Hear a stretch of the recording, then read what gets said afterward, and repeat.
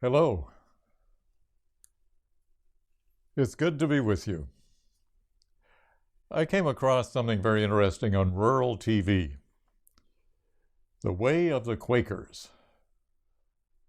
I like to watch rural TV. It reminds me of my past visiting my grandma and grandpa's farm and the harvest coming in. Anyway, very often as you wander about, you don't know you're going to be just blessed by something beautiful happening, but this is a beautiful thing that happened to me while watching tractors, or was it train engines of the past, roll by. It's a beautiful sight. The Way of the Quakers has nothing to do with these progressions of train engines or tractors, but it was in that setting that I came across this, and I want to share it with you. Quakers was a derisive term because as they were quiet with God, they'd often quake, they'd shake. And so they were called by other people who observed this phenomenon, they're Quakers. And everybody kept calling them the Quakers. So eventually they accepted the term. Okay, we're Quakers. They like to be called the Religious Society of Friends. And their view was, and here is central to this whole beautiful talk, everyone can receive understanding and divine truth from the inner light. It's provided by your own heart and the Holy Spirit. This way, the Way of Quakers, can help you anytime, now and in the years ahead. And it's quite simple to express, a little harder to do until you get into it. But being a yoga person, you can start right away. Well, they would want to say everybody can start right away. I don't want to interfere with their thought, which is so profound. But interestingly, when you're concerned about something, as was expressed to me through my TV program, when you're concerned about something, or you're seeking something, or dealing with something, stretch. Yogis would applaud that. First, stretch. So you can sit a while. Stretch.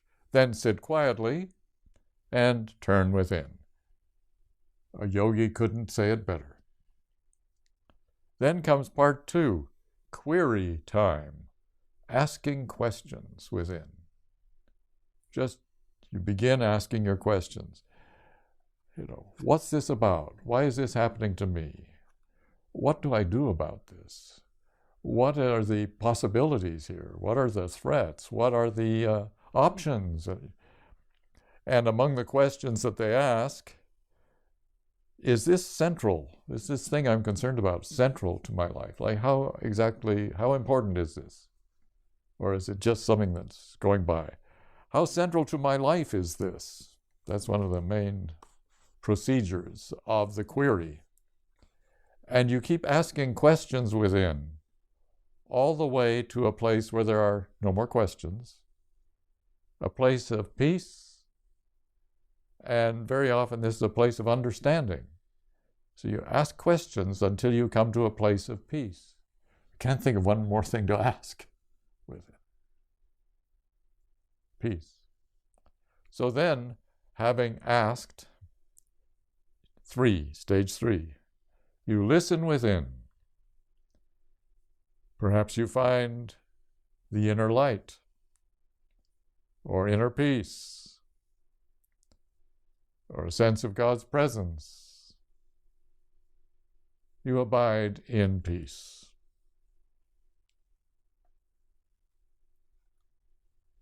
Very often, you will have an intuition or an understanding, or just abiding in peace alone leads to conclusion of that contemplation time, because you get up from there, having experienced the query and the peace.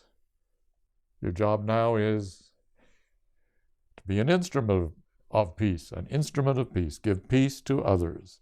Give peace to others from your mind, your heart, your eyes. That's an interesting one. Eyes, your words, and your actions. Having found this peace within you, you give it from all of you, your mind, heart, eyes, words, and actions. But there's one more step. As you return to the world, step number 5, speak truth to power.